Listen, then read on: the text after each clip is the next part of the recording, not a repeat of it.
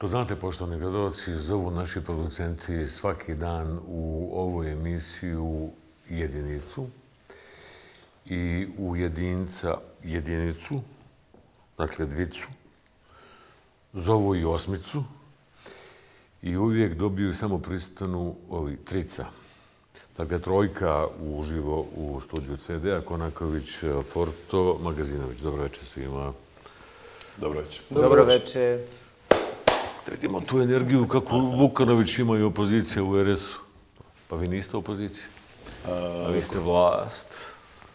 Može se isto reći za njih. Dakle, oni su sad na oslobođenom teritoriju Banja Lučkom, tamo gdje imaju gradonačelnika, održali proteste koji jesu bili protesti s energijom, pogotovo njihov način ophođenja govora, dakle, pokazuje da se tamo evo, napokon nešto dešava. Samo evo, ima jedna druga stvar. Mi nikada nismo, kao što to radi opozicija u RS-u, podlijegali tim manipulacijama ovih etničkih lidera koji su, barem Dodik, evo u njihovom slučaju, u zadnjih nekoliko mjeseci je bio potpuno potčinio opoziciju u RS-u. A na fazon isti, izdanjici, tako ne odlučimo zajedno isto u Narodnoj skupštini RS-a. Upravo tako. Tako da ovdje ne nedostaje energije, u to sam uvječen. Ovdje tri predsjednika trojke, Nermin Nikšić je opravdano odsutan na putu je, ali ono što je bitnije nama ovdje su, mada i on bio, pregovarači sa Palmerom. Znate kako sam vas nazvao sinoć? Ne. Palmertarci. Umjesto u parlamentu parlamentarci da pričaju sa Palmerom, s Palmerom pričaju palmertarci. Dakle, hajmo prvo to, istinu na vidjelo. Šta vam je rekao Palmer, koji je danas više puta u oslobođenju, 5-6 puta rekao, ne mogu vam to reći. Bio je, moram reći, vrlo otvoren jedan razgovor, ne baš toliko diplomatski, ali bez nekih konkretnih prijedloga o kojima bi mi slobodno naravno govorili. Ne, zaista. Dakle, Saša je to super malo prije definisao. On je više došao da čuje šta neće politički lideri da bi na osnovu takav dojam imamo. Da bi na osnovu toga mogao donijeti neki konkretan prijedlog. Prethodno pitanje, jesu nam Amerikanci neprijatelji? Pošto se i to pojavilo sad u javnosti. Jer mi smo stručnjaci sami sebi neprijatelji izmislili. Pa dobro, ove okolne zemlje stvarno se i miješaju. Pa tu je Rusija, Turska, uvijek je neko neprijatelj. Sad odjednom su Amerikanci neprijatelji. Hajde riješimo prethodno pitanje, jesu li to ljudi koji nama loše misli? U prošlosti, da li su bili s nama, jesu li to ljudi koji će nas izdati, dijelimo li s njima vrijednosti i tako dalje. Jer mislim da se to pojavilo. Ne znam ko, ali to je neko rekao, vjerovatno zbog toga što je Escobar, Palmer, svi imaju pozitivan stav prema otvorenom Balkanu, koji mi ovdje prevodimo na srpski svijet. Drugo je pitanje zašto su oni ovdje i zašto oni pomažu. Pa zato što mi 20 godina ne možemo da se dogovorimo. Jer posao koji Palmer sad radi, razgovara sa svima nama i na jedan otvoren način, to bi trebalo recimo predsjedništvo da radi. Da bude to mjesto gdje se okupljaju sve stranke, pa da članovi predsjedništva pitaju šta hoćete, šta nećete, pa budu taj neki medijator. Mi imamo medijatora izvana. Šta je bilo tajno? Tajno? Pa malo se tu proizvela neka situacija u javnosti kao da ima neki dogovor, pa mi nećemo da ga kažemo. To je bio razgovor vrlo otvoren, kao što Dino reče, gdje smo rekli hajde da ne prepričavamo ovo, ali prijedloga kao prijedloga nema na stolu. Eto, da to kažem. Sigurno nema. Ono što je... Nema. Dakle, prijedloga nema, ali evo sad ću vam reći da se prijedlog može pojaviti. Jer Palmer će se vratiti 15. oktobra. Nakon 15-20 dana. Da li će tad biti, ne znam, evo sješćemo ponovo. Međutim, ovo što je njegov trenutni posao bio, prvo to je ozbiljan čovjek, diplomata, čovjek od zadatka, je bio nekakav fact-finding misija, da vidimo šta ljudi neće. Pa ovi neće asimetriju, ovi neće izbor u parlamentu, i da vidimo gdje je prostor u kome se može razgovarati. Evo ekskluzivno možda za ono što do sad nismo govorili, dakle ekskluzivno jeste to da to niko do sad nije komentarisao. Da oni prihvataju te okolnosti u kojima je jasno da Dodik neće indirektan izbor u predsjedništvu. Bez Dodika se ovdje naravno ne može izglasati nikakva izmjena izbornog zakona. U parlamentu kako stvari stoje. Ne ide na direktno izbor. Aprilski paket. Tako je, dakle ne vidimo, to Dodik jasno neće i bez Palmera i on to javno proklamuje, govori se o tome da hoće direktan. Čović i Izetbegović? Ja mislim da bi oni pristali. S druge strane, mi ne. Dakle, ta asimetrična rješenja, o njima je Nikšić možda najčešće govorio, su zapravo pokazatelj dva neka različita koncepta i to asimetrično rješenje SDP je možda najkredibilniji da o tome govori je nešto o čemu se više puta Dakle, za nas zauzeo jeste negativno. prihvatljivo izbor u parlamentu ako se svi biraju u parlamentu u isto vrijeme. I to je aprilski paket. Međutim, Dodik traži isključivo, i tu nema razlike između Dodika i opozicije, isključivo direktan izbor u Republici Srpskoj, a vi tamo radite šta hoćete. Pa ne može se jedan izabrati direktno, drugi iz parlamenta. Podsjetimo naše gledalce i slušalce, u našoj državi imamo dva entiteta koji imaju dva drugačija ustavna uređenja, dakle asimetrična. Tako je. Tako je. On pojednostavljeno nije predsjednik RS-a, isto što je predsjednik Frbih. Nikšić danas kaže na Facebooku, nekoga isprovocirao, nisam za asimetrična rješenja, opet asimetrična rješenja u dva entiteta. A onda pravi zbrku, najbolje je članove predsjedništva birati u parlamentu. Pa, pazite, između izbora u parlamentu i asimetrije, to su dvije različite stvari. Izbor u parlamentu, to je aprilski paket za koji mi danas plačujemo jer je trebao biti jedan predsjednik, dva potpredsjednika izabrani u isto vrijeme. Asimetrično znači da se članovi predsjedništva iz federacije biraju u parlamentu, a član predsjedništva iz Republike Srpske direktno. I onda jedan dođe i kaže za mene je glasalo 200.000 ljudi, a za vas 40 poslanika. Mi nismo isto. Dakle, to je asimetrija. To je asimetrija. Razumijem, znači Dodik neće da bude biran u parlamentu, hoće da ide na direktne izbore. On hoće direktne izbore. A ne može se desiti da u federaciji bude birano u parlamentu. To su dakle govorili opozicionari za resa na sastancima. kaže da je sva trojica u parlamentu. Tako je. Zašto ovo govori kada bude, mada nije on tu, a Dodik rekao, nema teoriju. Samo imaš jednu objektivnu političku okolnost. Dodik mijenja mišljenje svaki 5 dana. Evo ga radi više danas nego što je radio dok nije bojkotovao. Dakle, on je imao nekoliko sastanaka u predsjedništvu, glasali su na vijeću ministara, glasali su na upravi za indirektno oporezivanje. Dakle, u njegovu riječ se više ne vjeruje. Dakle, možda ne treba isključivati ni tu opciju, ali eto, mi to više komentarišemo. Samo jedna moja opažanja. Dakle, zašto smo u stvari ovoliko involvirani u kompletne procese kad se ta izmjena izbornog zakona može desiti tamo gdje se dešava podjela plijena? Tamo Komšić, Izetbegović, Čović, Dodik mogu dogovoriti bilo kakav zakon i izglasati ga. Dakle, bez da se miješa opozicija. Pa na nepredstavničkom domu i u domu naroda. Pa sinoć sam imao Heleza, Zvizdića i Mektića. I kažu da 2/3 po njihovoj procjeni... Govorimo o izmjenu ustava. Mi govorimo o izmjenu ustava oko koje se svi slažemo. Etnički prefiks, brisanje etničkog prefiksa. A može se desiti izmjena izbornog zakona bez djelimičnih izmjena ustava? Ono što mi tražimo ne treba, naravno, i ne može. A tehnički i teoretski može. To Izetbegović, Čović ovdje i Dodik mogu mijenjati izborni dva zakon. su koraka. Ustav ne mogu. Prvi korak je izmjena ustava i brisanje etničke denominacije.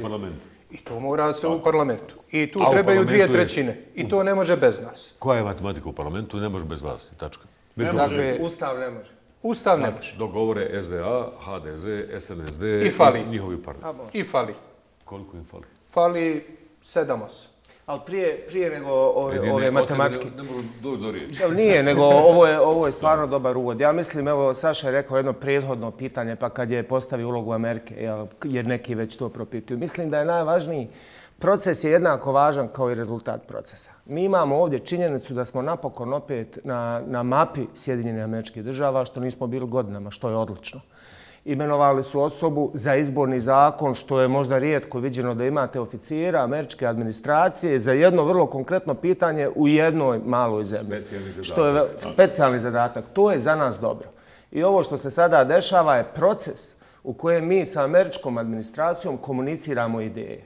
I evo, već su kolege nešto rekli, ali mi imamo jedan konkretan, ispred naše stranke konkretan jedan prijedlog izmjena Ustava i mi smo iskoristili priliku da to iskomuniciramo. A imate kome reći. Tako je, ima se kome to reći. Taj proces je sada odličan. Naravno, tu imamo Evropsku uniju, imamo druge. Mi ćemo već sljedeće sedmice idemo sa OSCE-om, idemo sa drugima. Treba ići sada u jedno zagovaranje u međunarodnoj zajednici koja se ne sastoji od samo jedne osobe i ići da vidimo u što više, što kreativnija i možda i što jednostavnija rješenja koja će biti dobra za sve. To je ključ. Kada kažeš jednostavnije rješenja, da li je moguća ta varijanta o kojoj sam pričao sa predsjednikom parlamenta i dvojicom ljudi iz opozicije? Evo ja ću samo kratko reći, mi smo... Gdje kažem, da li može da se desi, a danas Palmer u oslobođenju to kao prioritet, da se napravi izmjene tehničkog procesa izbora, dakle, nadgledanje, regularnost, elektronskog glasanja, a to ne pominje direktno. Sve moguće. I da se malo to uredi. Ali da nema velikih ustavnih promjena, niti promjena ustavnog zakona. Svaki korak naprijed je odličan. Svaki korak naprijed. Ali bilo je jedno pitanje na ovom presu kada smo mi prezentirali, kada je naša stranka prezentirala ustavna rješenja. Vi, kaže, zagovarate nešto to jednog predsjednika, a ovamo Dodik prijeti raspadom i odcepljenjem.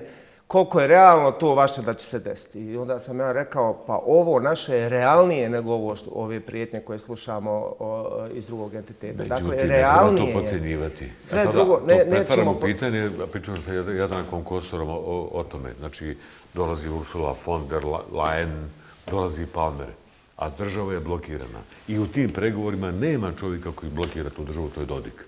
Znači, nema u pregovoru. Razgovarali smo i o tome i jasno je rečeno da možemo razgovarati o bilo kojem pitanju, ali je prvi preduslov da se bilo kakav proces pokrene, da se ljudi vrate na posao, da se završi ova blokada, odnosno ja to zovem državnim udarom, jedni kažu da sam u pravu, drugi da nisam.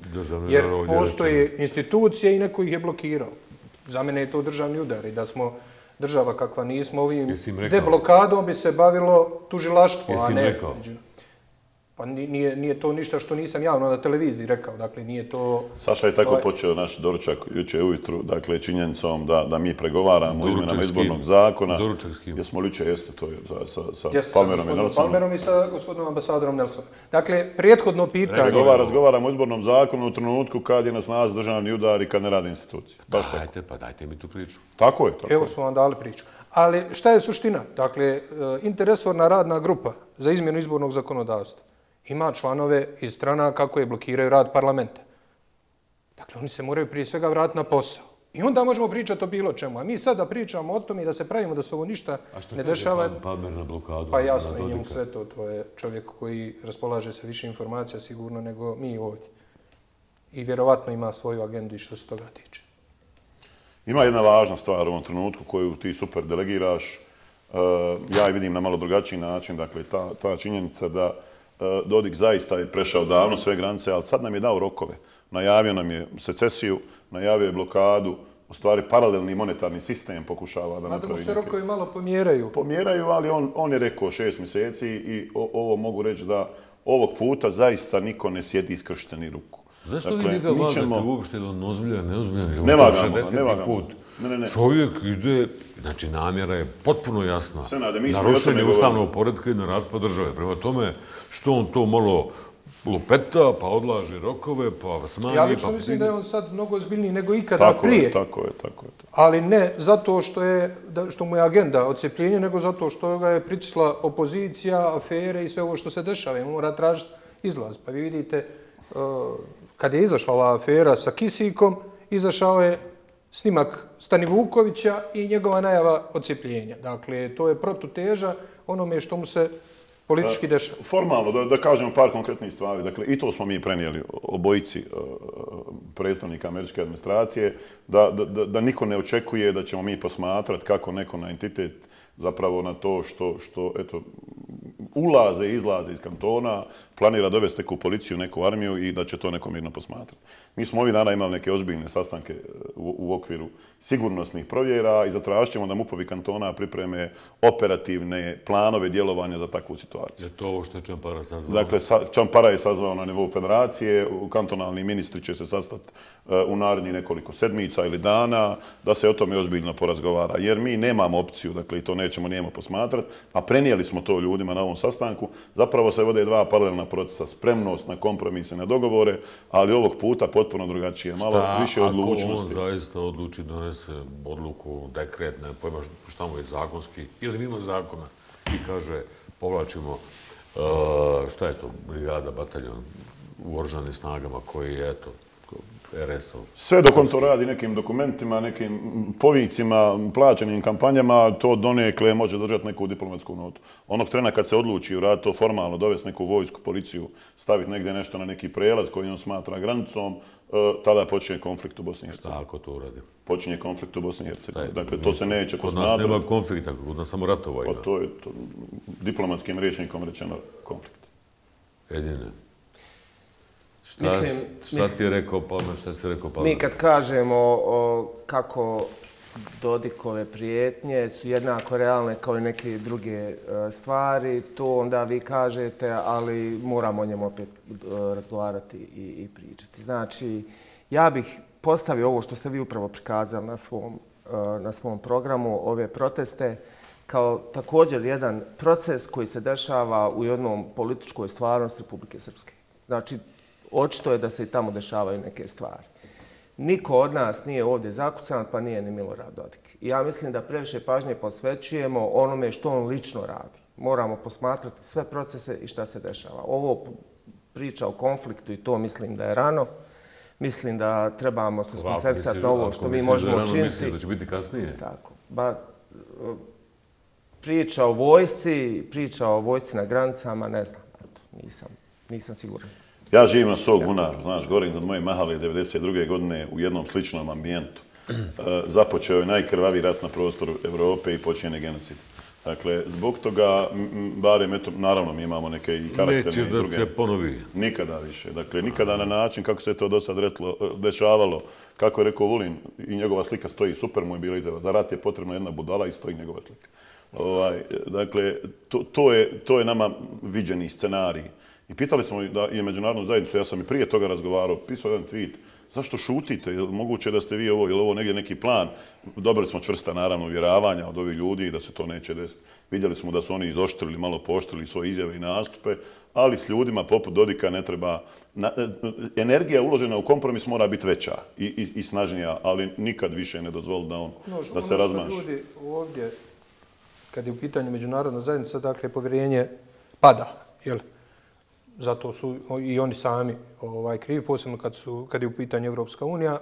Amerikanci još uvijek imaju povjerenje. Ja govorim o političkim krugovima, ne govorim o javnosti i ima razlog za to. Na kraju krajeva, ko je ujedinio vojsku u Bosni i Hercegovini? Stranci. Amerikanci. Međutim, ovo što se desilo u Afganistanu, onda je malo u političkim krugovima izazvalo nekog straha. Vidite, kad se tamo to desi samo preko noći odu, može li se to nama ovdje desiti? Između ostalog, o tome smo razgovarali, dobili čvrsto uvjerenje da je to neuporedivo i da na taj način ne možemo ostati bez pažnje, podrške, pomoći i tako dalje. Ali znate kako je?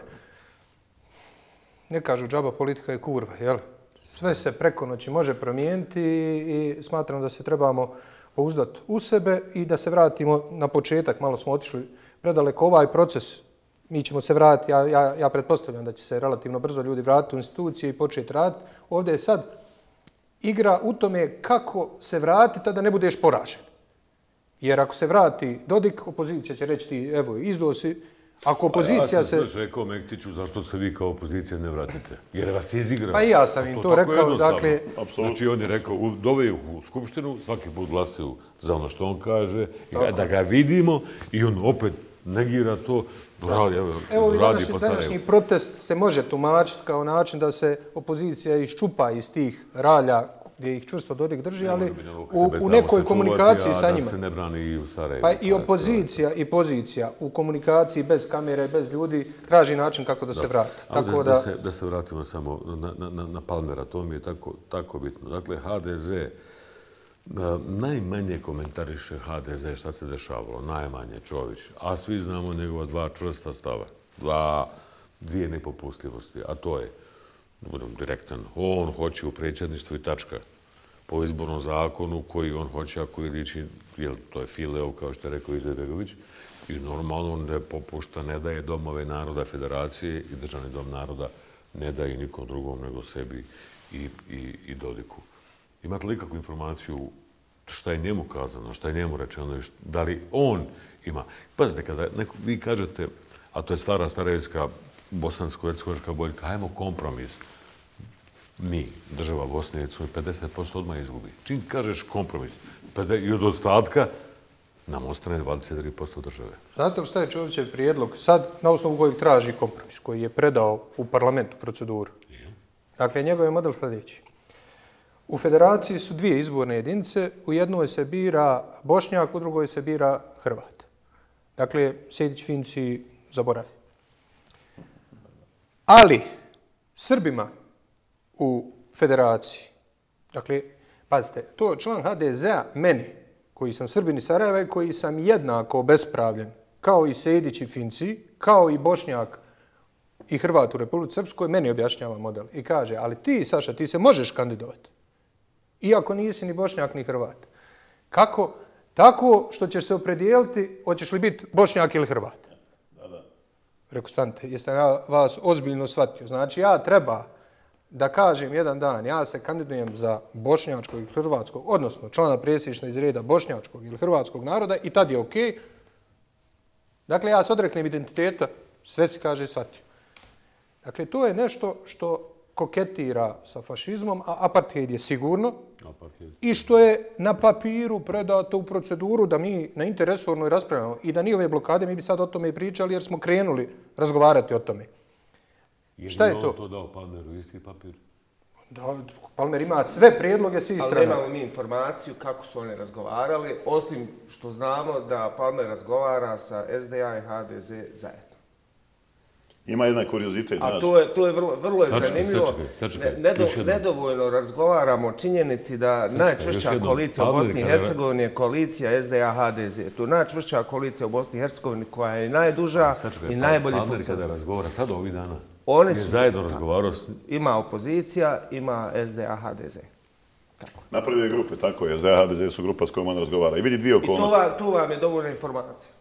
Danas kad govorimo o pregovorima... Da znači kad dođe Bakir Izetbegović iz Zagreba gdje je bio na privatni sastanak, jer nije išao ni kao predstavnik Doma naroda države, već kao plemenski vođa. Dio plemena,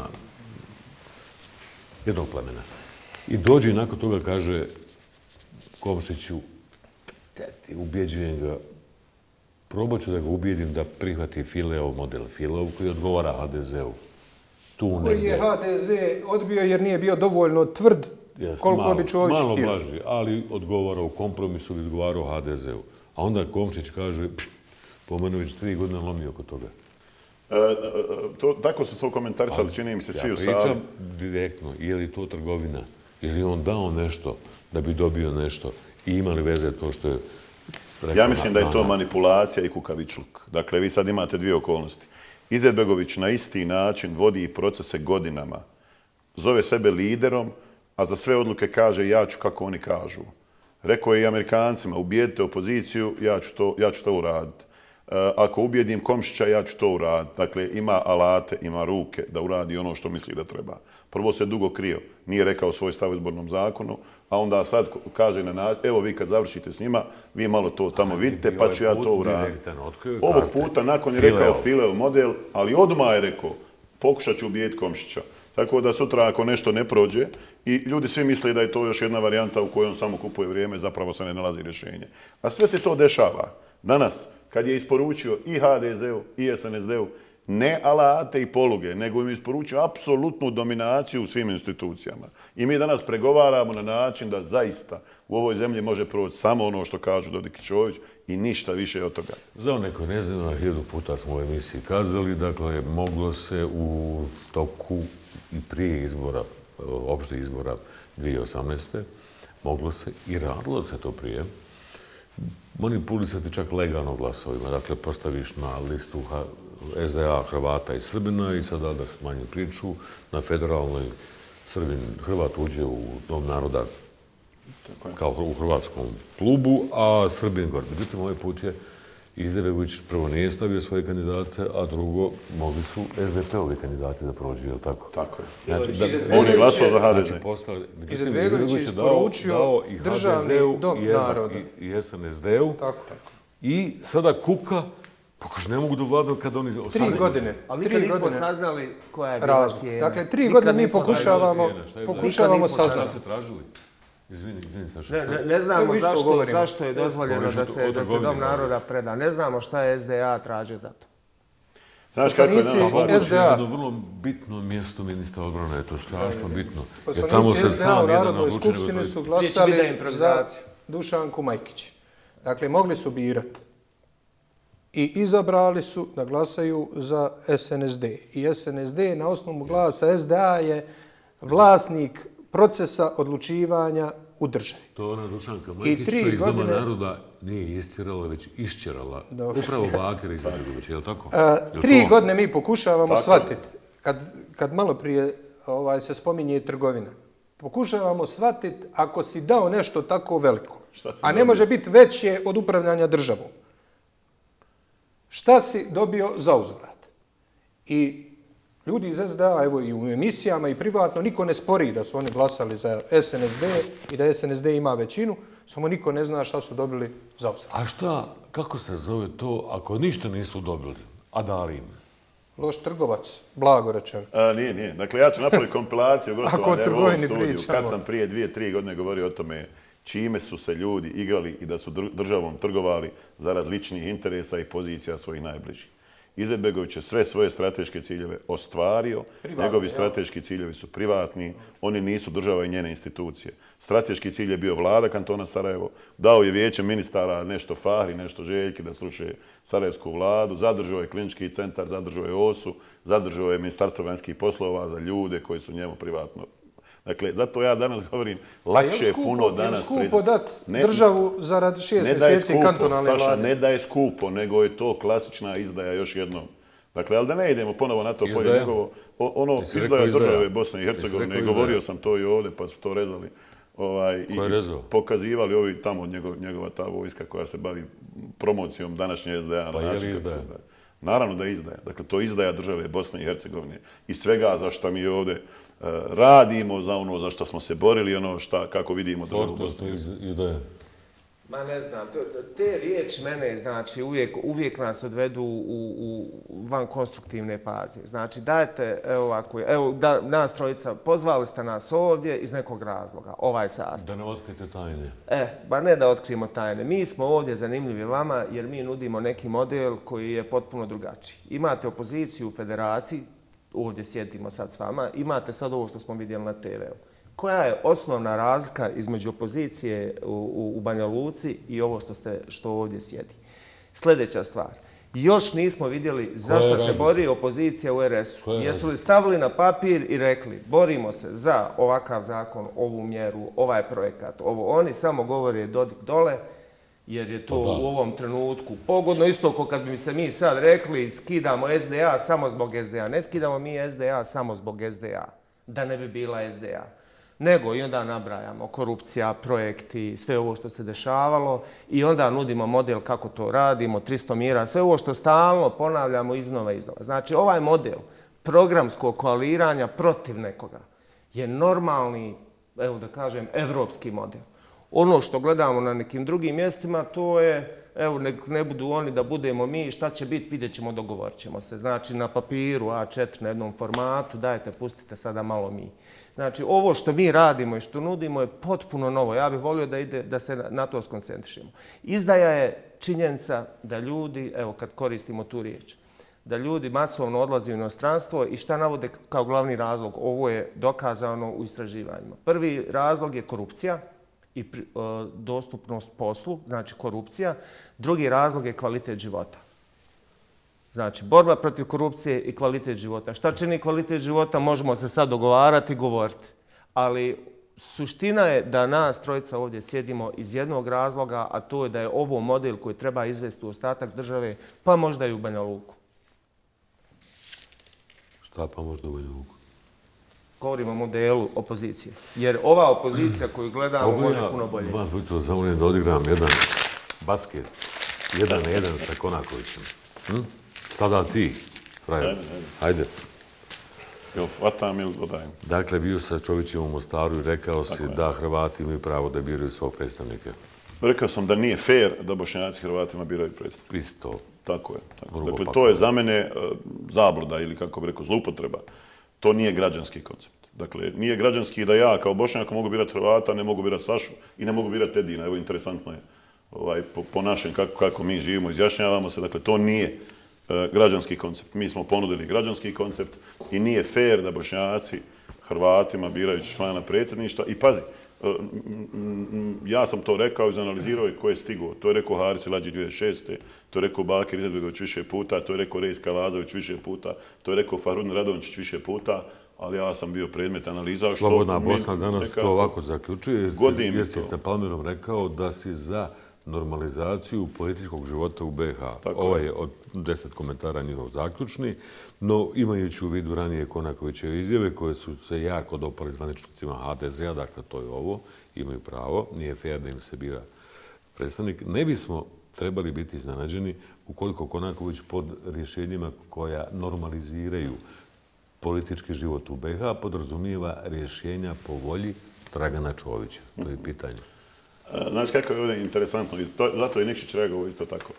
Ovi koji su u čvrstom zagrljaju s Draganom Čovićem kažu, vidite, ovi hoće s Draganom Čovićem. Ovi koji su u čvrstom zagrljaju s Bakirom Izetbegovićem na dvou države kažu, aha, evo ovi koketiraju s SDA. Ovi koji su u koaliciji s SDA i HDZ kažu, ovi hoće koaliciju s SDA i HDZ. Dakle, mi smo slobodni ljudi. Ja govorim ono što mislim i pokušaj Slobodne Bosne, to je režimski mediji koji komentariše onako kako odgovara Izetbegoviću. Zašto? To je i moje pitanje. Šta znači normalizacija? Ja sam pretvorio komentar u pitanje. Šta znači normalizacija? Super pitanje. Dakle, šta mi danas imamo u Bosni i Hercegovini? Šta se desilo? Evo, mi smo rekli rekli smo argumente kao dio objašnjenja trenutačnog stanja. Vi u Bosni i Hercegovini imate državni udar. Posljedica je ovoga o čemu smo pričali, snage Dodika i Čovića, da mogu napraviti državni udar, da im nijedna institucija ne može adekvatno odgovoriti. Ajde, Bakir kaže igramo bijelim figurama. Povuci potez bijelom figurom. Šta je naredni potez? Probosansko-hercegovačkih snaga. Uhapsi ga. Uradi nešto? Ne može. Dakle, to je okolnost. Otkočite život u Bosni i Hercegovini. Usvajajte budžete, kreirajte projekte, dajte da ljudi žive, da se zapošljavaju. Nema to.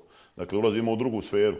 U ovom trenutku svi naravno traže rješenje. I svi znaju da je problem izborni zakon jer paraliza i federacije, ovo što radi Čović u federaciji, poluparalizovana i federalna vlada. Dakle, i sad kažem, evo... Kako Hrvati da biraju svog predstavnika? Koje je tvoje rješenje? Jesi rekao Palmeru? Kako da ga biraju? Mi smo predložili jedno rješenje kako mi vidimo generalno ovo stanje. Ti danas imaš stanje u Bosni i Hercegovini sljedeće. Agresija na Bosnu i Hercegovinu bila je etnička. Odbrana Bosne i Hercegovine bila je multietnička. Mir u Bosni i Hercegovini je etnički mir. Dayton je etnički dokument koji samo u jednom dijelu tretira ljude koji ne pripadaju etničkim skupinama i ne daje im nikakva prava. U toj fazi mi vidimo, i rekao sam to, volio bih se probuti u građanskoj Bosni i Hercegovini, ali znam da to s ovakvim Dodikom i Čovićem nije moguće ujutru, nego je to moguće u nekih 200 koraka. Prvi naredni korak jeste. Zašto smo mi govorili, pa i pitanje je koliko godina. Ne mislim da je toliko godina, moglo bi se možda u 2-3 mandata takva stvar riješiti kad bi se počela rješavati. Dakle, mi smo rekli da nađemo mjeru etničkom i građanskom. Jer onaj ko zagovara građansku državu i kaže može to sutra, mi ćemo ugasiti narod i pravdu i tamo otići. Da čujem građanske opcije koja kaže na odnos ovoga. Jako... Zato što to ja to problematiziram ova dva novi prošle, a to je Palmer i ova, kako se zove, Ursula. Kažu fino, nijednom nisu pomenuli građane javno, nego usput kada novinar insistira, već konstitutivni narodi, 3 naroda, razgovaraju s njima trojicom kao legalnim predstavnicima, kao da među njima nema mita i korupcije. Zar vama to nije izbunjujuće? U prijevodu da im niste bili maska? Dok se ne pojavi bolji prijedlog, mi ćemo tretirati prijedlog naše stranke kao najbolji na stolu. A on je? Prijedlog ustavnih izmjena koje smo dali. A je li on mjera građanskog Mislim, imali šta građanski od toga da se ukinu etnički predznaci i da se ova kontaminacija predsjedničke utrke makne. To je redigovanje, to mi novinarstvo zovemo redigovanje. Dakle, izbrišete etnički nešto što dolazi prije imenice, je li tako? Dakle, šta je tamo? Hrvatski predstavnik. Iz reda hrvatskog. Briše se i hrvatskog. I briše se hrvatskoga. Šta smo dobili? Šta smo dobili u praksi?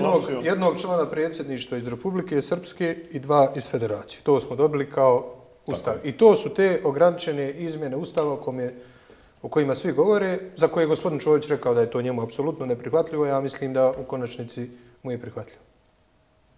Ali u praksi izbornog zakona kakav jeste ili koji će biti izmijenjen, će ipak biti izabran Hrvat i Bošnjak iz federacije. Ne mora Ne znamo. Mogu biti dva Hrvata iz federacije. Može biti po Srbin. tom modelu. Može Ako biti to Srbin iz federacije. izbrišemo. Ako izbrišemo prefikse... Jeste li sigurni? Tako je. Možda će Saša biti izabran, ne znamo.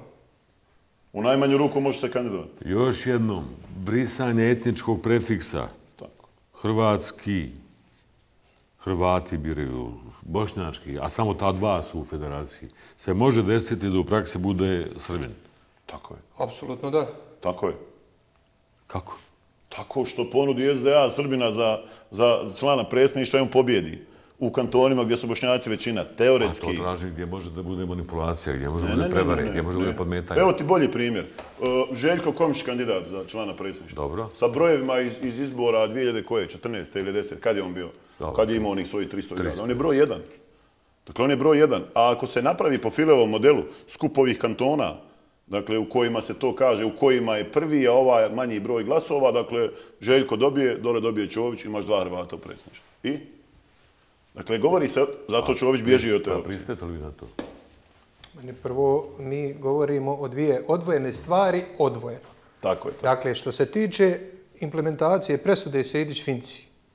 Koju niko ne pominja, pa ovdje sve Ona je ključna, bez nje ovo nema. je- A počelo s njom. A kako smo došli uvijek do hrvatskog završi sa pitanja hrvatskim od pitanjem. Sejdić-Finci? Bravo. Dakle, sud je nama rekao nekoliko stvari. I nije to samo Sejdić-Finci. Tu je i Pudarić, Šalaka i brojni drugi slučajevi. Pilavu. Tako je.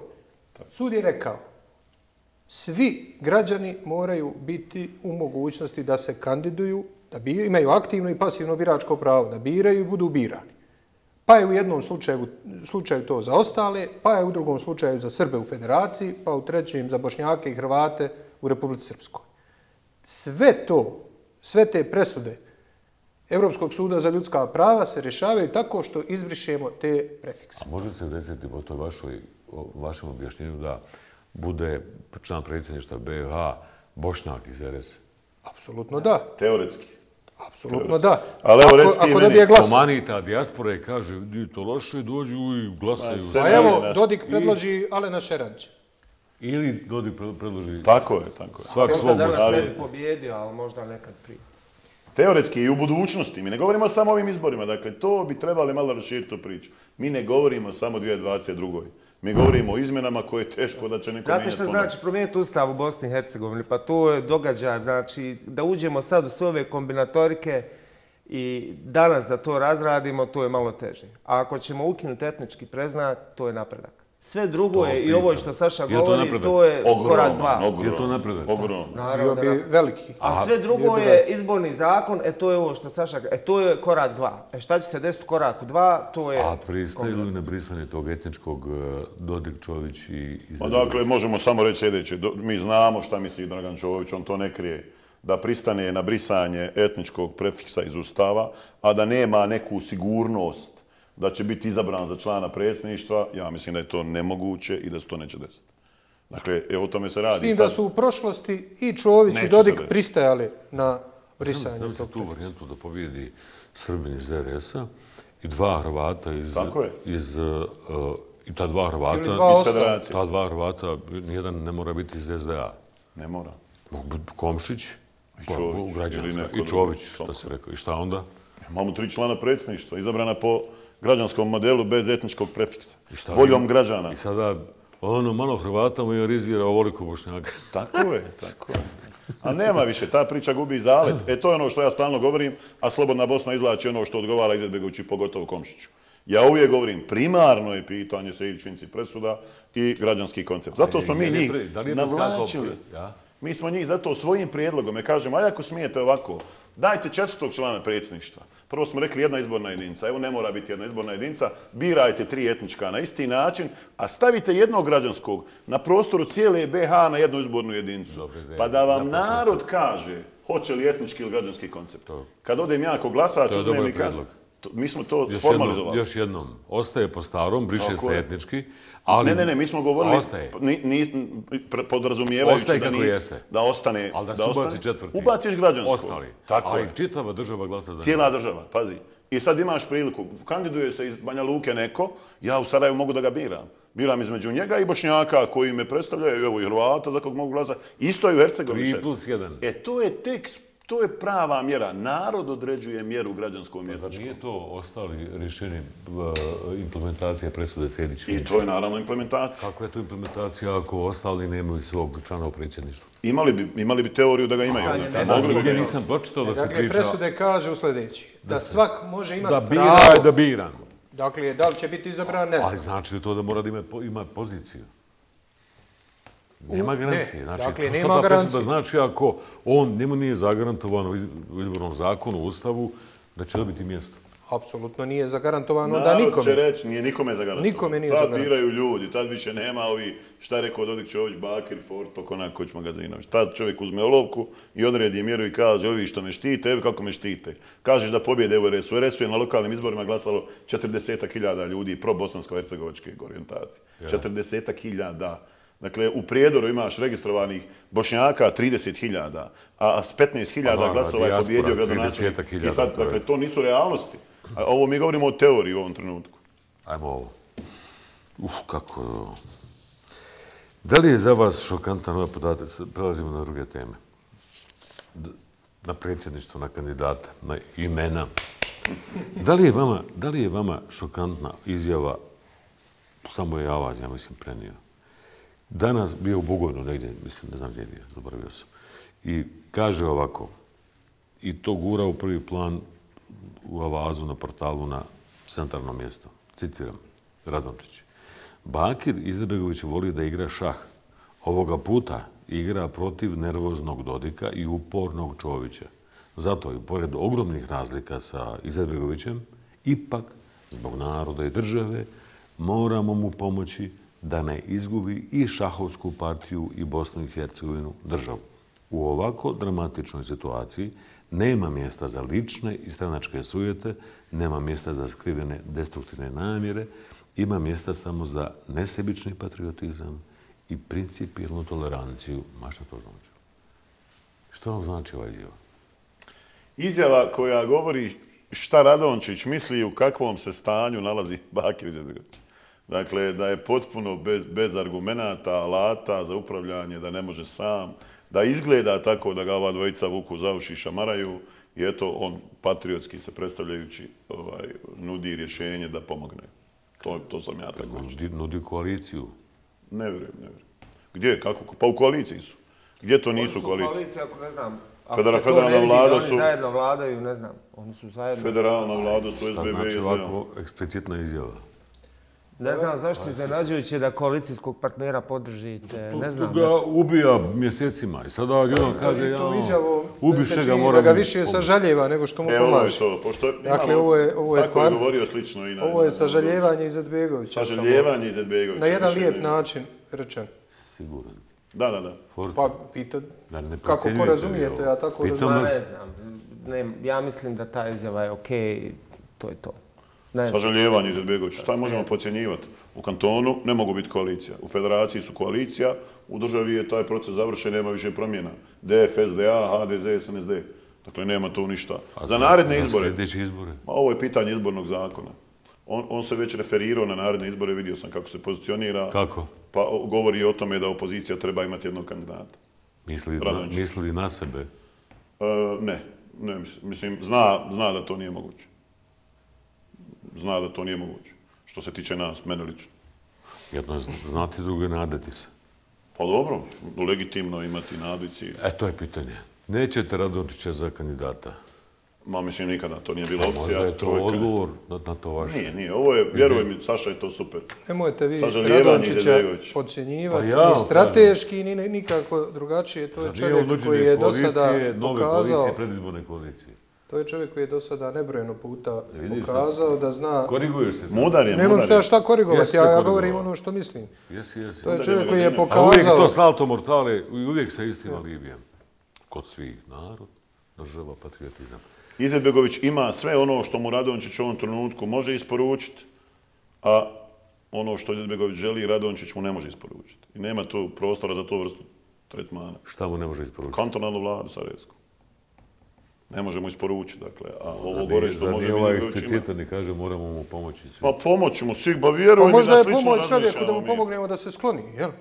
Čovjek upravlja Drugačije od procesima. ovoga što on kaže. Pa ne znam, vidjet ćemo šta je pomoć. To je Faro dobro rekao, vjeruj mi. Ovo je dobro rekao, jer mi svi sažalijevamo, pratimo, gledamo. Čovjek je u rukama država Bosna i Hercegovina, naša budućnost. On se krije iza Komšića, iza Nikšića. Evo vidite stranci, vidite s njima šta ćemo, kako ćemo. Vidimo dosad kakav mu je šahovski rezultat sa Dodikom i Čovićem. Ljudi uzeli. Kako je sam, da li si vidio da je SDA poslala u eter procente koje HDZ danas ima u odnosu na broj ljudi koji ovdje žive? Samo nisu rekli kako su to dobili, ko im je to isporučio. Dakle, taj broj direktora koji HDZ ima, to je prvo tačan broj, ali niko tu nije ni toljagom ni puškom osvojio kancelariju, nego ih je SDA postavio. To je samo mali problem u svemu tome. I što sad kukaju? Zato što misle da smo mi svi blečici. To niko ne razumije da je to tako. Kad Izetbegović kaže 100% funkcija više Hrvati imaju nego što i Srbija. Kako se dolazi? Kako se došlo do tih Kako se da upališ auto u Tako je. ne znam, u Posušju dođeš, kažeš ima slobodna kancelarija, ja sam direktor. Ne dođe se tako. Nego na vijeću ministara, ako govorimo o državnim, mora za tebe glasati Srbin i Hrvat i Bošnjak. Odakle je Bošnjak iz SDA? Kako je čovjek došao? Tako što mu je SDA omogućio. I onda daju saopštenje da je to nepravda što je došlo. To je najjača koalicija u zadnjih 20 godina. To morate stalno ponavljati da bi znali koliko to nevjerovatno. Na terenu prođite opštinama Srednjobosanskog kantona, druge miješanih kantona, kako ih sad vole zvati. Najjača koalicija, najfunkcionalnija koalicija u Bosni i Hercegovini je SDA. Vidjet ćemo o tome, ali vama samo, dakle, kada se kaže 5 kantona koji su kao hrvatski, u smislu da će oni birati hrvatskog člana predsjedništva, kada se on zadubi u to, u 3 su u većini Hrvati, u jednom Mostar, HNK je to tu negdje, a u Srednjebosanskom, dakle, Travnik, 60 prema 40% za Bošnjake. Prema tome, kako to SDA kaže, pa dobro, tamo ti glasaj, Bugojno, Travnik, Donji, Vakuf, Jaje. Savršena koalicija. Na milion primjera to vidiš. Jeste li vi trojka, gospodine Fortom? Ono trojka. Za sad smo trojka. Za sad? Da. Za sad. Možemo se mi dogovoriti da će zajednički kandidat trojke po sadašnjem zakonu izbornom biti u predsjedništvu sljedeće godine. Imamo li mi? Možemo li to sad reći? Možemo reći. Zajednički kandidat trojke će sjediti u predsjedništvu ako ostane ovakav izborni zakon. I ako ne ostane sjednić, to što ne sporo. Ako ostane ovakav izborni zakon kakav jeste, vi garantujete da će zajednički kandidat trojke biti u predsjedništvu? Ja garantujem da će, i ako ne ostane. Za sad trojke je ne da bi bila dvojka, nego može biti 4, 5, 6, 7. Mi ne govorimo o 2. Dakle, Forto kad kaže za sad trojke... Bez obzira što će, već znamo kandidature biti Izetbegović, bit će Komšić, dakle trojka, i sjedno smo imali Zvizdića koji je rekao ili će biti vaš, ili sam svoj, ili s nekim drugim strankama, ili sa svojom novom strankom. Najveće podcjenjivanje najveća greška koju radi koalicija SDA-HDZ je podcjenjivanje naroda. Narod ne ide po inerciji. Građani ne idu po inerciji. Građani su već više puta birali promjenu u Bosni i Hercegovini sa raznim promjenama, posebno u ovom većinsko-bošnjačkom dijelu. Građani vide šta se dešava i mi ćemo dobiti šansu kao grupa stranaka. Jeste li vi dobit ćemo tu za šansu, sada trojka? Bez obzira ko se još kandidovao, upašće u procjep sa našim kandidatom. Taj novi 4., 5. kandidat, 3. Još jedno, vratit ćemo se tome. To je matematika. Jeste li vi trojka? Jesmo. A imate li vi trojka jedinstvenog zajedničkog kandidata za predsjedništvo? Ime nemamo, opredjeljenost apsolutno imamo. Da ga nađemo. Da se dogovorimo oko imena. Je li to Denis Zvizdić? Pa po stavu SDP-a, evo ne kaže Saša. Trenutno nije niko, pa ni Denis Zvizdić. Jer godinu dana pred izbore, evo, kako je Dino rekao, mi smo napravili prvi krug razgovora, utvrdili neke svoje principe i ići ćemo sad u razgovore o imenima. Dakle, priča o tome da ćemo danas saopštiti ime, nemoguće. Čak i da imamo ime, ne bi ga saopštili, da ljudima dajemo prostora da pucaju u kandidata godinu dana pred izbore. Što pucuju, možda je prekasno za to kandidata. Nije, vjerujte da nije. Pa je zar nije Izetbegović na turneji po Bosni i Hercegovini? Nije na turneji, otišao je nakon 6 godina, obišao 3 grada, uslikao se i promovisao tamo gdje nikad nije bio. Pa i to je promocija. 4 grada je obišao u zadnjih 6 godina. Nermin Nikšić juče ujutru je u nekom intervju poslije razgovora sa Palmerom bio eksplicitan. Denis Zvizdić nije taj, a ne znamo ko će biti. Nijedno ime neće biti prepreka da imamo zajedničkog kandidata. Nijedno ime neće biti važnije od zajedničkog kandidata. Ako je Nermin Nikšić, a vaš je dogovor da predsjednik, odnosno da najjača stranka, najstarija, kako se već između sebe dogovorili, SDP ste istakli, da SDP predloži tog člana predsjedništva, je to vaš dogovor? Dakle, da prvi predlaže SDP, nemamo ništa protiv. A umjesto da prvi predlaže SDP, prvi odbio. A to je Denisa Zvizdića. Niko zvančno nije. To ste vi pomenuli, drugi mediji. Niko zvančno nije. Nermin Nikšić rekao juče ujutru, Denis Zvizdić neće biti, a ne znamo ko će biti. Zato što nije bio zvaničan stav organa Naroda i pravde. Na osnovu simpatija koje ja gajim prema Denisu lično i mog komentara da je on dobar kandidat, onda je sad to priča koja, on je sigurno kandidat koji bi ubjedljivo pobjedio, nema dileme, ali bi i drugi ubjedljivo pobjedili. Dakle, ljudi znaju moj stav, znaju stav nas iz Naroda i pravde. Koji je vaš stav? Dakle, ja ga jako cijenim, o tome sam govorio, ali to nije bilo ni tačka dnevnog reda na kom bi... NIP-a? Kako? Je li on izbor NIP-a? NIP nije rekao ni jedno ime zvanično. U našim razgovorima još nijedno. Ni jedno ime, nije ja naravno. Nisam rekao ni jedno ime zvanično kao prvi tik. Nima imena zvanično. Niko nije od nas ponudio ni jedno ime. Zvanično. Vrlo precizno. Dakle, još jednom, niko nije spomenuo ni jedno ime, dogovorili se da idemo zajedno. Jel mi nismo jedno ime? Nermin Nikšić je odgovorio na medijsko pitanje. Režije, nađite mi izjavu juče, Nikšića nisam. Nije sporno da je rekao.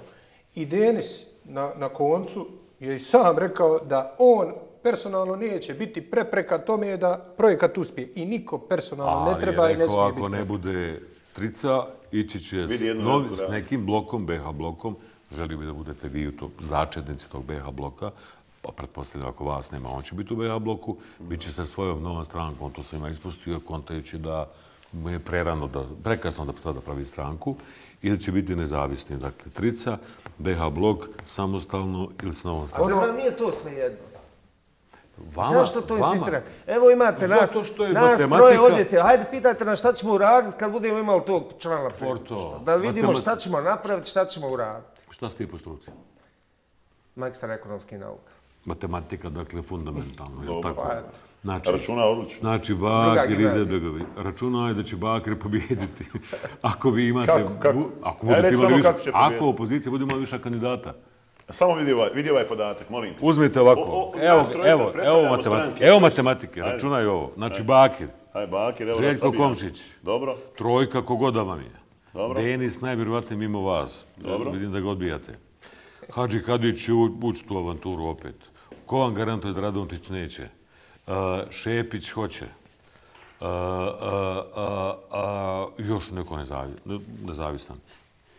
1, 2, 3, 4, 5, 6, 7, 8. Slušaj, molim te. Od toga onaj koji kotirao kao vaš glavni favorit, Zvizdić, Nikšić ga neće. A šta ako nas podrži 8 stranaka, pa ne bude trojka nego osmorka? Evo, ma ne mora. Saša, evo ti matematički odgovor. Zvizdić je rekao, ja bih volio da to bude trojka, to je BH blok.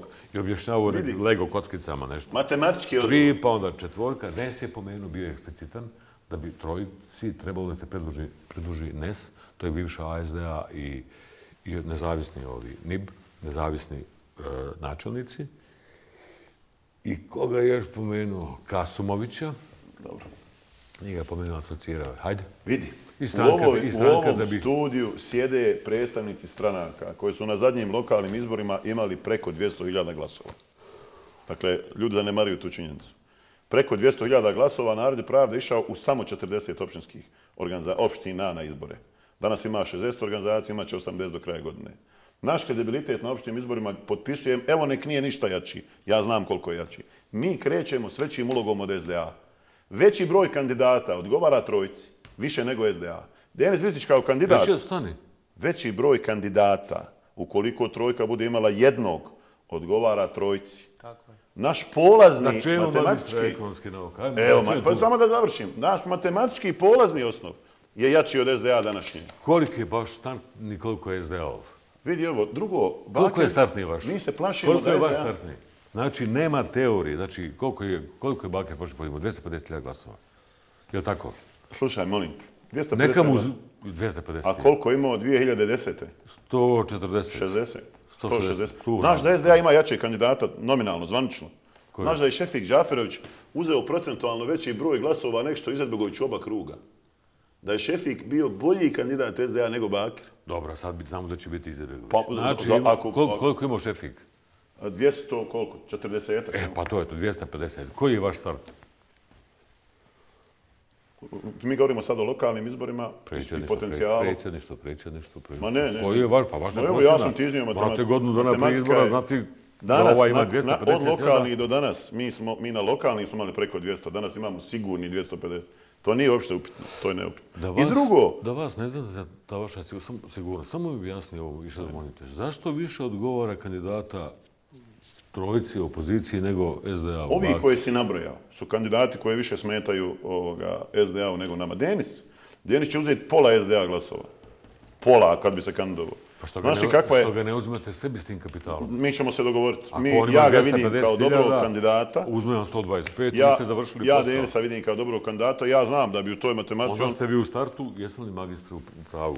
125 i 125 i egal ste s jednim čovjekom. Ima Forsto dobru tezu za dalje. A dalje? Mislim, mi ćemo lako pobijediti, ali treba znati šta kad pobjedimo. Ma nema... Lakše ćemo pobijediti. Matematička stvar, ako se pozivamo na to. Stvar je, nije bitno gdje ste u jednom trenutku, bitan je trend, to je pravac kretanja. Pogledajte gdje se ko kreće. Bez toga da smo stvarno previše samouvjereni nismo, ozbiljni smo, znamo koji su izazovi, znamo da je teško. Ali trend u kojem jedna stranka ima niz korupcijskih afera, a jedna grupa stranaka ima jedan zalet u kojem tačno pokazuje kako treba da se radi i možemo nabrojati bezbroj primjera. To su trendovi, znači mi se krećemo u suprotnim pravcima. Nije bitno koliko ko sad ima u ovom trenutku. To nije tačno. Za 12... To nije tačno. Ako vi budete čekali da SDA pravi greške i proizvodi afere, u čemu je nemilosrdno, ja govorim o ovome što već znamo.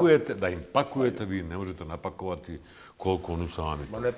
Oni i to pravi skandale. Ali to nije politika ako vi čekate da oni prave greške. A i vi ste u greškama. Ipak ste vi vlast. I ne samo u Sarajevu. Prema tome, pravite greške. I to ako budete čekali u tome ne čekamo mi ništa, samo hoću reći ovo je već što smo vidjeli. Ako budemo griješili, naravno može se sve desiti, ali ne možemo mi griješiti ovakvim radom koliko je ovo što mi vidimo i što se dešava u blokiranoj federalnoj vladi, u prodaji državnog nivoa o kojoj smo pričali u prvom dijelu razgovora. Sve ovo što se dešava, pa znači... Smeće, gradni... Ljudima je jasno šta se desilo i dobit ćemo šansu. Evo ti, bilo je nekoliko grešaka, to je tačno. Ljudi... Bilo je nekoliko grešaka. Pogledaj. Ljudi zaboravljaju što je bilo prije 5 dana. Tako je. To je naša razlika. Dogodine što je bilo ove godine. Zaboravit ću vam i respirator. Ali evo nek ostane ovo što je rečeno za izbor člana predsjedništva od strane trojke. Pa ćemo se podsjetiti kad prođe neko vrijeme. Vrtit ću ja ovo gostovanje u svim segmentima. I koja je matematika i koji je izdajnik i njegovu umjerenost ovu koja mi je... Zato smo mi dobar spoj. Trojka, vidiš kako smo se i nacionalno izmiješali večer. Ne, ono što je bitno i što niko drugi nema ovu energiju. Mi ne slažemo se, naravno, oko svih pitanja. I to smo objašnjavali nekoliko puta kad smo formirali kantonalnu vladu, da se slažemo, bili bi svi u istoj stranci. Ali imamo jedan odnos međusobnog uvažavanja i povjerenja i mogućnosti da na jedan ljudski nivo iskomuniciramo sve, pa i one stvari u kojim se ne slažemo. To je nešto što također vrijedi i može se pretočiti u glasove. I to ljudi vidi. To je ljudi vidi. Matematika je 50.000 više u startu. Matematika vam je Srđan Mandić opštini centar. To vam je matematika. Nervin Muzur na Iliđi. To vam je matematika. Pogledaj, 2,5 puta više glasova. Kad se to de? Znači, to vam je matematika. Senada, ja dolazim iz Iliđi. I ja znam kakva je to sredina. Prvi put slušao emociju u emisiji nekoj. Pokaži to. Zato što je Srđan Mandić. Pa evo, mi čak i pokušavamo da ne budemo emotivni, da smo na zemlji, da previše sebe ne ugrabimo. Pogledaj, ne bojiš se gledati. Ali evo, Iliđa Nermin Muzur. Odličan primjer. Evo, nije iz moje stranke i lakše mi je o tome govoriti. U jednoj sredini Dakle, ja sam bio vijećnik na Iliđi, ja sam počeo tamo. Ja znam kakva je to sredina, znam koje su metode, znam koliko je novca sa strane, znam koliko je zaplašivanja, koliko je prijetnji, koliko je ucjena. Može li? Jesmo stali svi? Priča je, još jednom vraćam, resetujem je, ako trojka ima jednog kandidata, onda to pametniji od nas, jer su analitičari, to im je posao, kažu, pobjeđuje taj čovjek 100%. Ali ako bude više kandidata... Ma ne smeta nam, vjerujem. Sve Nama u redu. ne smeta ništa. Ali opet se vraćamo na ovo Znači, što je nešto Forte kažem, rekao. to nisam skontao vašu matematiku, ali kad se vi saberete da se na izborima ne oduzmete. Pa prošli smo neke testove. I samo još par rečenica. Ajde, Saša, reci slobodno. Reci, Opet provociramo. se vraćamo na ovo. Dakle, o ovom ponovo više razgovaramo. Mi smo sad prije pili kafu i razgovarali ne o matematici kako doći, nego šta su stvari koje treba raditi. I meni je mnogo važnije od toga da je Muzur, što je Muzur probjedio na Iliđu. Naravno, drago mi je. Osjećam ga, prijatelj. Ali mnogo mi je važnije da vidim sad šta se dešava na Iliđu, odnosno ono prije. Kakva je to promjena? Kakva je to promjena?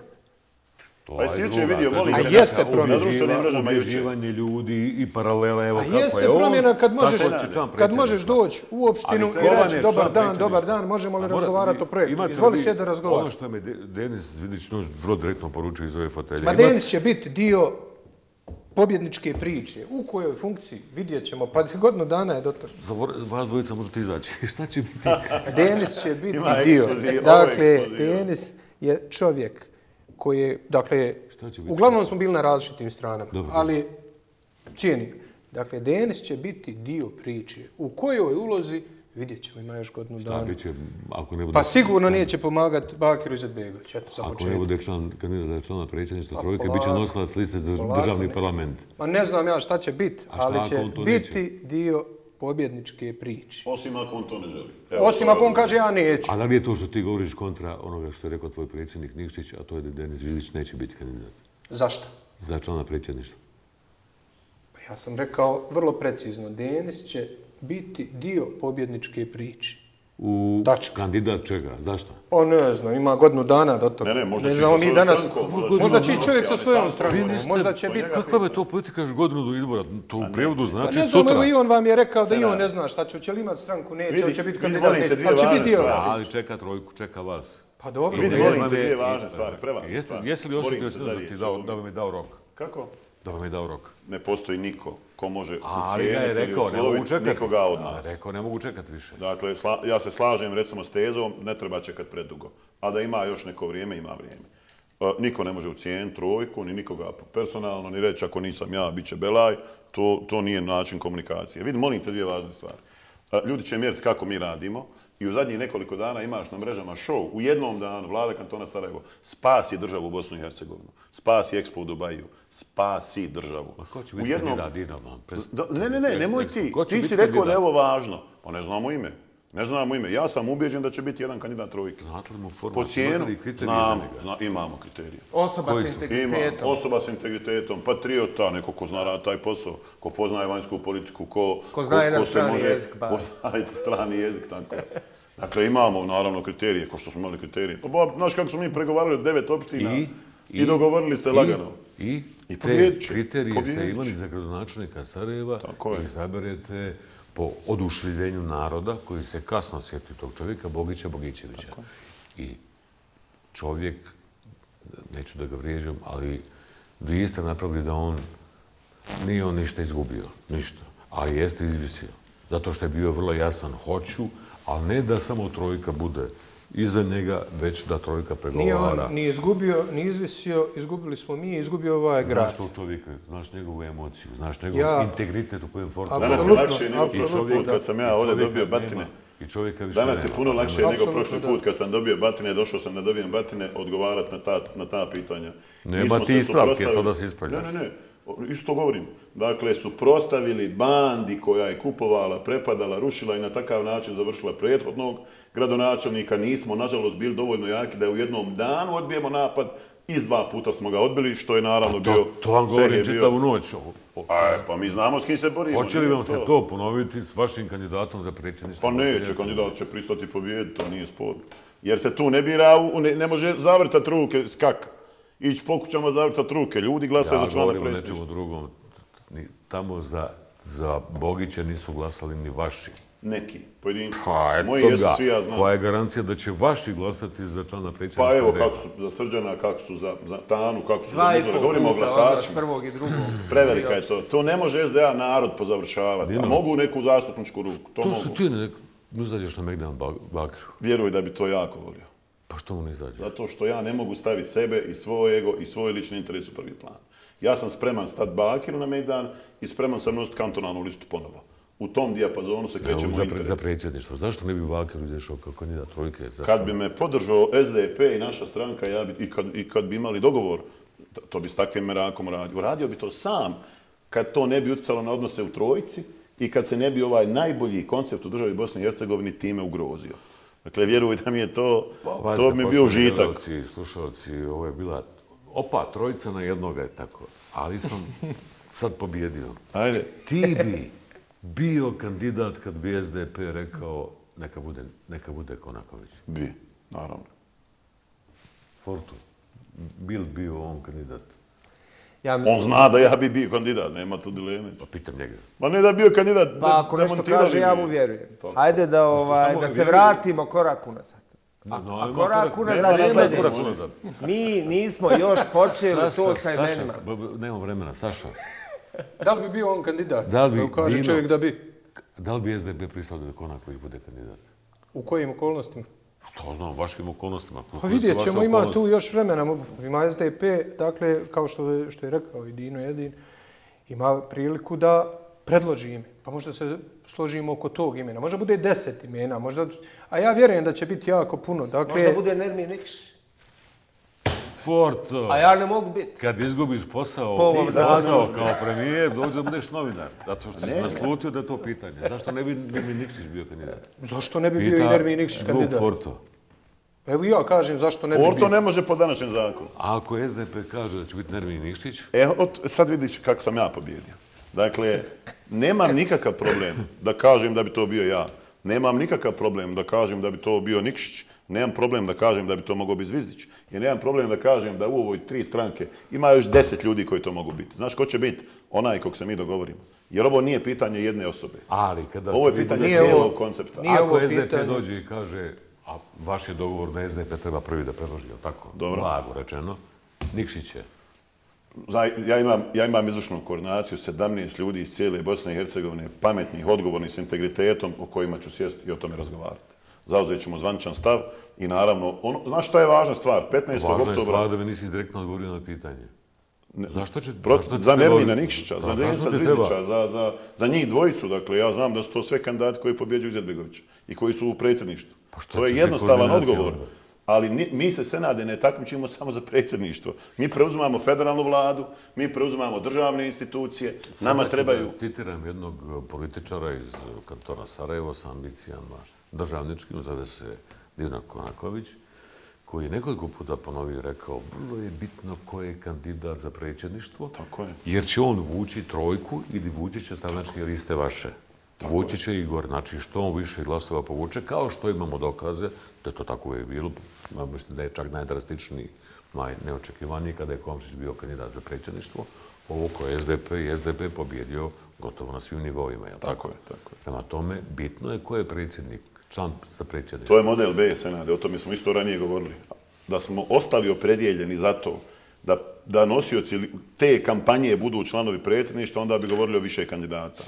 SDP bi vjerojatno imao svog, mi bi imali svog, nije na kraju nemoguće ni da se to desi. Ali danas tvrdimo da je bolje da imamo jednog kandidata, da pobjeda bude uvjerljivija i ubjedljivija i da pometemo, ko što smo u Sarajevu pomeli, dakle imamo primjere. Ne znam da li se primijeti da ti i Nikšić ne mislite isto. Nismo Primijeti se.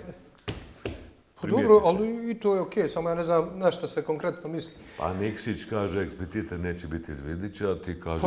Rekao je bit će dio priče, nije rekao bit će kandidat. Ja sam vrlo precizno rekao da će Denis Zvizdić, onakav kakvim ga ja znam, biti dio priče. U kojoj ulozi vidjet ćemo. Možda i kao predsjednik svoje stranke koja će biti s nama zajedno. Ali, Ja mislim da čovjek uživa, gleda emisiju, uživa, Pa mi dobro. pola emisije govorimo o njemu. mislim, Ko? puno smo vremena potrošili na nešto što se nije Pa desilo. dajte mi drugo ime, da pričamo pola emisije o drugom Boga ime. mi, sad Nemate nema. ime. Ali Kako zar nemate ćemo ime mi, godinu zar dana ćemo mi prije? dogovarati se uživo pred gledalcima o tome godinu dana pred izbore bez programa šta taj čovjek treba da radi koji smo tek počeli raditi. Nemate program. Ali zar nije, Sad zar imate nije? program. Pa ja znam da je 15. oktobra teško. kreću zajednički timovi. Ja to je znam da je donesena odluka. teško prihvatiti to, pošto je ova bosansko-hercegovačka politika uglavnom ko je? I to ko je odlučuje jedan čovjek. Tako je Zvao se svugdje. on Bakir, Pa tako je Mile svugdje. ili Dragan. Pa tako je Dakle, pa Odlučuje mu eto, i kod nas faca, nije i gard, tako. i stav, Pa i kod znanje nas nije jezika, tako. i Mi ćemo ponašanje. napraviti prvo, napravit ćemo taj program, napraviti okvir za čovjeka i oko imena se dogovoriti. Ali zar niko ne primjećuje da je nama najmanji problem ime? Da se nećemo potući oko imena? Nećemo. Da nema svađe između nas i da nas neće uspjeti ni posvađati, naravno ne odnosi se Senade na tebe ili na vas, svi oni koji guraju tu priču u prvi plan, ne bi li mi rekli ovaj kaže, ovaj može, ovaj ne može, pa da se mi... Ma ne možemo se, nećemo se posvađati. Pa novinari samo vide da to nešto nije okej. Tresnik Pa ne, tvoje stranke naprotiv, jasno naprotiv, rekao okej. neće Zvizdić. A ne znamo ko će. Naprotiv, Ali ne znam. među Zna, nama ko će, je misliš da je okej. Izetbegović siguran da će biti kandidat? Pa samo kalkuliše, čeka kući vreba, vaga, čeka vamo drugu To misliš stranu. da mu supruga može biti kandidat? A mislim da neće, to je probao jednom. To je pokušao i dobio je od Erdogana jasne upute da ona ne može biti kandidat. To mi svi znamo i zna naša U prijevodu sa javnost. Turskog, što mu je rekao? Ja, da se na tvom mjestu ne bih. Malo je bio, čuo sam da je malo bio eksplicitni. Hvala. Hvala i vam. Dobro ste vi, imate i opoziciju u trojici. I začudio bi se da vidiš kako to ponekad izgleda.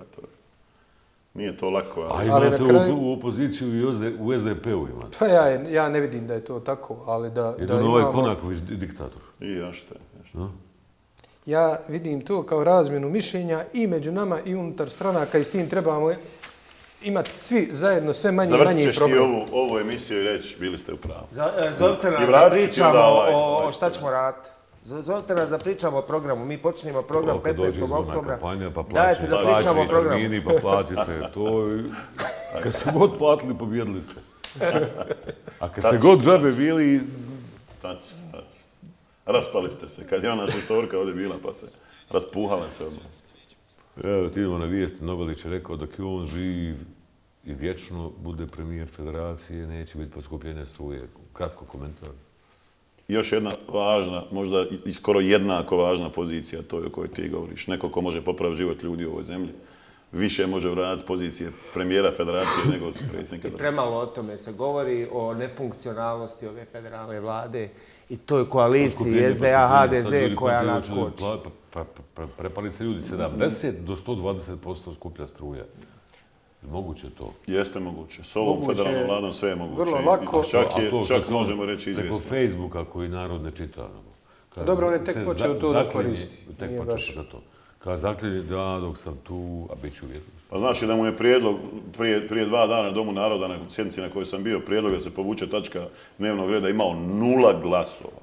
Federalni premijer koji unutar svoje stranke imao 0 ljudi koji su glasali za to. Senade, jesmo li nedavno On svi nema pozdravili većinu u presudu parlamentu. Ustavnog suda vezanu za namjeru institucija Republike Srpske da šume knjiže na entitet, državno vlasništvo. I sud rekao, ne možete može. to pripada državi, to jedino državni parlament može uređivati. Pa taj isti Novalić, Brižni je to Isti isto zakon. predložio u federaciji. Javio ja, jeste, isto to rekao. Isto to traži. I na pritisak povuku. A znate li vi, Trojka, Pa šta će da. biti naredne sedmice jer ističe mandat implementacije jedne roka, jedne odluke Ustavnog suda, a tiče se rijeke Drine. Znate li vi to? Ne znate? Stavlja se van snage taj dio zakona. Ta komisija za koncesije zasjeda mora, negdje rok ističe za 7, 8, 10 dana, je li tako? Ja To sam mi je jedan od javio apelanata na to. osmice da javim, pošto prisluškuju na običnom telefonu je bilo, javio me dojavljivač, čovjek koji se brine oko toga, razmišlja o tome, sekira se. I da je ta komisija za koncesiju, neki su pomrli, nažalost su umrli, neki su u penziji, to ona je ostala, nije niko od vas promijenio i ona je ostala jednonacionalna. I da će ona dati koncesiju za hidroelektrane na Drini. Šta ako se to desi? Kako je ona jednonacionalna? Kako se to desilo? Neki je umrli, neki je otišli u penziju. Kako nisu imenovani? Pa zato što su dogovorili da ne imenuju. Pa šta mi vraćamo otkrivaš se uvijek tajnu? na isto. Kako nam se sve ovo dešava? Znači, ovaj Dešava prvi dio zato što vi razgovora- kao opozicija to ne radite, nego vam novinar to otkriva. Mi vam to Ne, evo otkrivamo. ti apelanta. Mi vam to Evo ti otkrivamo. apelant. Ovaj dio Šta će znam. biti na... Ovo je vrijedan Ovaj dio državni sam znao. zastupnik, vrijedan. Ja sam jedan od ljudi koji je potpisao tu apelaciju za rijeku Drinu, koja je presuđena po Urneku iz 2012. To je ona presuda u Državna 1.11. rijeka. I rečeno je tako. Tako da će Ali Ustavni sud... državno, Tako je. komisija za koncesije može da daje. Hoće li komisija za koncesije dati to entitetu i susjednoj državi? Apsolutno mislim da se to neće desiti. Ako se desi, onda se desilo u ovakvim uslovima neregularnim, što će biti Može opet biti samo u predmet neregularnim apelacije. uslovima. Dakle, ali ne A mogu borimo da se mi govoriti. za svaki pedalj države, To vjerujem. je zbog toga što Nekad je se to ne vidi halabuka na šumama, tako mi je javio dojavljivač, a Drina se prikriva, a ta će komisija biti ovih dana. A što federacija radi istu stvar za šume protuustavno i oduzima isto zato kao što dodjelu? su u dilu A je li, svi. je li oni prave... Pa svi dijele Je li to. oni prave galamu? Pa ko? Pa u federaciji. Hoće Neće šume. to još dugo trajati. Te će komisije biti beton za godinu dana od današnjeg dana. Imat ćemo i bošnjačke šume. Ali Bosansko-hercegovačke samo. Pa ne, kako se dijeli nacionalno, tako je. A imat ćemo i ostale šume. Hvala vam. Iz reda ostali.